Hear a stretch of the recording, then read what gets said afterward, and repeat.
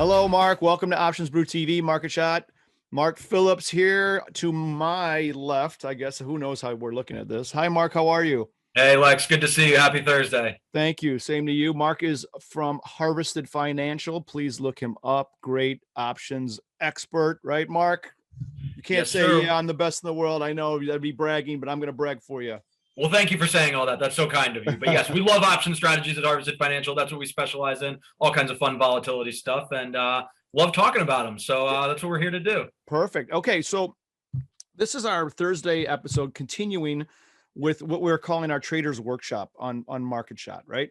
And we've had maybe 6 of these now, and we've talked all kinds of more trade specific things that Mark and I know from the professional world, safe to say.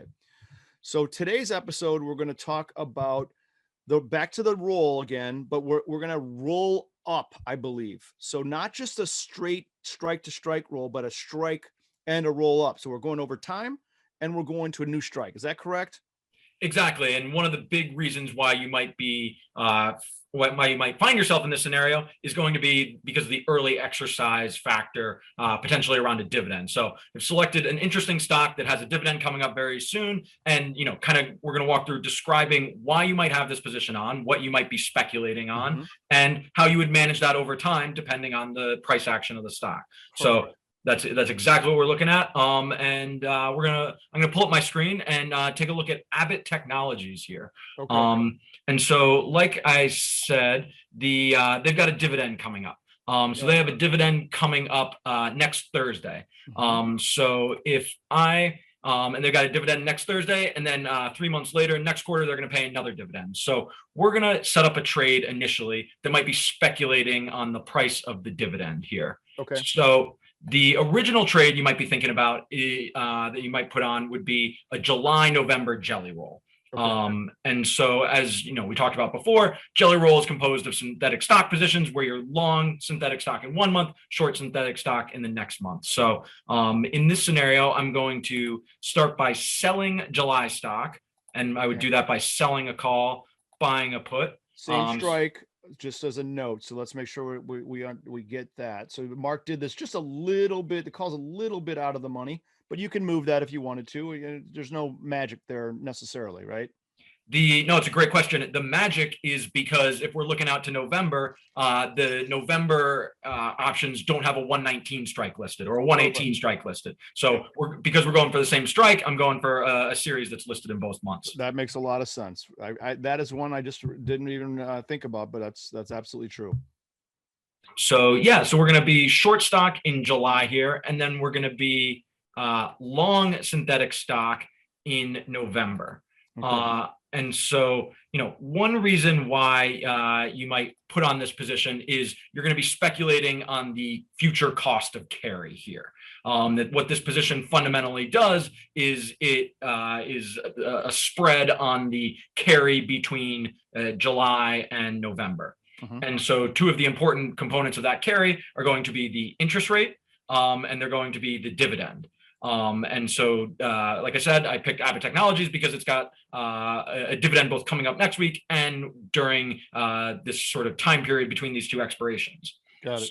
So this 45-cent dividend, if you were to speculate perhaps on them reducing that dividend, you have a thesis that Abbott Technologies isn't necessarily, or Abbott Laboratories isn't necessarily going to continue performing. You believe the dividend is going to get cut. You would put on this long jelly roll position where you would be long the back month synthetic stock, short the front month synthetic stock. But what that really means is when the front month rolls off, you're actually short actual stock against your November position. And so by being short actual stock, long synthetic stock, you are betting that the dividend potentially will be reduced and you'll have to pay out less of a dividend than was originally priced in at the time of the trade. Can you go back to the screen share for a sec? Yes, sir. Okay, so let's that was a lot of stuff. So let's see if can we illustrate this on the screen again? So let's go back to the July expiration where the short synthetic is, right? So Mark, let me just make sure, I'm understanding and the gang's understanding. So you put the spread on, maybe you're going to get short stock after July expiration, correct? Correct. And maybe there's a thought that the dividend's going to be less And as a result, the spread's going to do well because you're short stock and now you're long a synthetic out in November, right?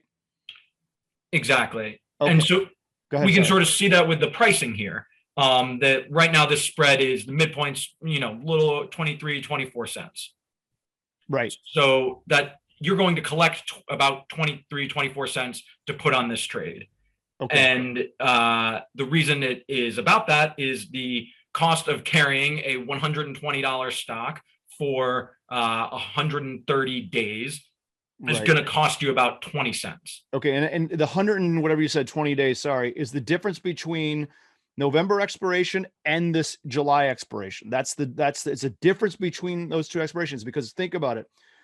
If you have this spread on, you're not getting short stock until July expirations, which is 8 days away.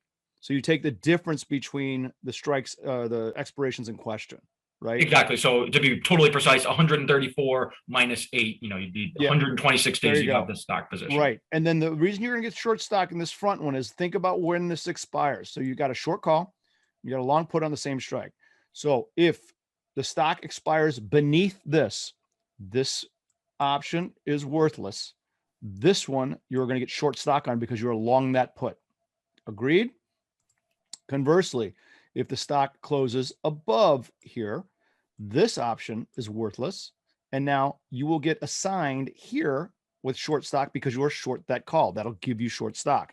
Either way, above or below the strike, you're going to get short stock, assuming this position goes to expiration, right? 100%. Okay. So now we're left, once July 17th rolls around, we're left with short stock one way or another and a November long synthetic, long call, short put. It's called a reversal, right? We have a reversal on. Okay, Mark, take us from expiration to the next adventure. So as you're holding this short stock between July and November, you have two cash flows, right? That you're going to collect the interest. That interest amount is actually approximately 23, 24 cents, depending on what, that's about a 0.5% rate annualized. So, you're going to pay out about 22 cents, or sorry, collect about 22 cents on your short stock. And then you're going to have to pay that dividend. Right. You're going to have to pay about 45 cents. Yep. And so that's where that value, these markets are a little wide, comes in, around that 23, 24 cents that we were seeing before. So roughly why you're collecting that 24 cents initially, that's the value of those cash flows. So you have this position on now. I mentioned there's a dividend that's going to be paid in October, but there's also one that's going to be paid before the July expiration. So before the July 16th expiration. Exactly. So the Abbott will go ex-dividend on July 14th, I believe it is. Oh, this is interesting. I see your wrinkle. I know where Here's where it comes and gets interesting. Okay, this is where it gets interesting. Okay, put your seatbelts on, everybody. Here we go. So you are short a call in July. If stock starts to rally, like you were saying, you get assigned on that short call. But one of the risks of being short a call is that people might punch that call if it's an early exercise, what we call it.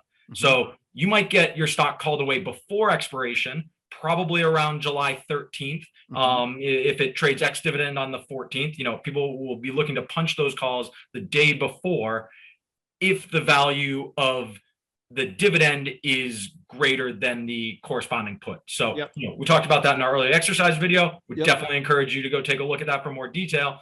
But being short that call exposes you to early exercise risk with this upcoming dividend. Right. So, and this is a good point.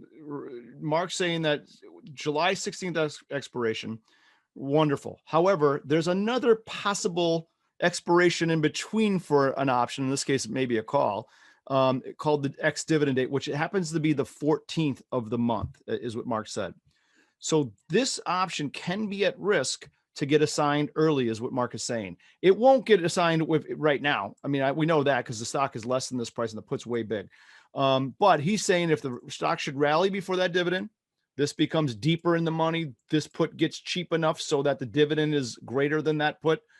All of a sudden you're at risk for an early exercise. What you have not considered in this whole spread. You're not expecting that to happen, right? So you might find yourself short stock a couple days earlier than you might have expected. correct, and pay another dividend, a second dividend. Correct. Which is bad news bears for this position. So what would you do to defend against this? Yes. Stock starts rallying. You're going to want to roll this short synthetic stock that you have in July. You might want to roll that up a strike. Mm-hmm. So instead of perhaps being short, I'll clear this out again. So to do this roll trade, what you're going to end up doing is, we're short synthetic stock here, so we need to actually buy that back. So you need to buy the July call and sell the July put. Mm-hmm. And then maybe we want to roll it forward to August. That might be a reasonable thing to do, that you look to the next monthly expiration to roll it up. So let's look at August. We go to August, let's roll it up to the 130 line. So now we want to sell the call on the 130 line and buy the put on the August 130 line. Right. Yep. And in reality, it's not showing this because we don't actually have this position on, but the front month portion of this is going to be a closing trade. So that would normally say C there for closing. I know it says O is because Mark doesn't actually have a position in this. We're just doing this as an example, but you'd be closing July, opening August, right? And the value of this spread, as you can see, the markets are a little bit wide, but is right around $10. Midpoint is $9.95 on this. Yep. And that makes sense because you're buying stock on the 120 line and selling stock on the 130 line, minus some cost of carry difference between the months here, of course. Yep. But fundamentally, that synthetic position that you're doing should be about the value of the difference between the strikes. Which is $10 in this example. So think about it, viewers. No one's going to give you the ability to roll $10 for much less than $10. If it's $7, something's fishy. You're not going to be able to make $3 on this trade. Okay. So it should be around that strike difference, less, as Mark said, some cost to carry and some other things there, right? Exactly. Okay. So a lot of things to be thinking about when you have these synthetic stock positions. And it all, like we've said, it all centers around the cost of carry, difference between strikes, the boxes and jelly rolls, it all comes down to composing these synthetic stock positions across strikes and time. Right. Yeah. Great. That's just this great understanding of the options board. These are things that, what I run into, Mark, sometimes with some of the retail folks I talk to is they miss the understanding of this early exercise component, right? It's too late. They get assigned. Now they're, oh my gosh, what am I doing with all this stock? So this is really good stuff to really pay attention to. Might not be a situation that you're going to actually do all 4 legs as a spread. Maybe it is, but you got to really pay attention to the dynamics of early exercise. It's a super important concept to understand, right? Exactly. Anytime you're trading a dividend paying stock or options on a dividend paying stock, you have to be worried about your short calls and when early exercise might happen for them. Yeah. Good. All right. This is awesome, Mark. We'll have another episode in the Traders Workshop probably next week. Yes, sir, we will. Sure what the topic is, but go watch early exercise. The winner calls and puts an early exercise, folks, to get a really great handle on when that can happen. It's a really important feature to know. Absolutely. All right, Mark, I'll see you next week. Have a great weekend. That sounds great, Lex. Have a great weekend. All right.